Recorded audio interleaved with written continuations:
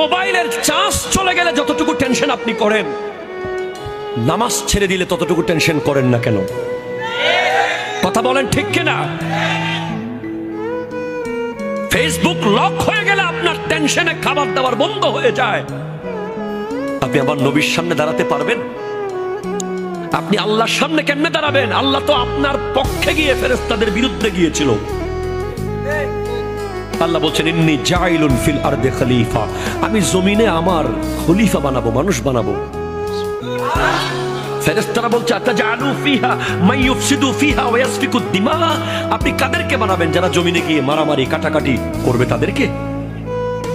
আল্লাহ বলছেন না, ইন্নী আ'লামু মা লা তা'লামুন, আমি যা জানি তোমরা তা জানো না। তো আজকের দিনে আপনি যদি বেহায়াপনা করেন, আপনি রং তামাশা করেন, আপনি ইহুদিদের মতো যদি চুল কাটেন, কথা জোরে বলেন ঠিক কিনা?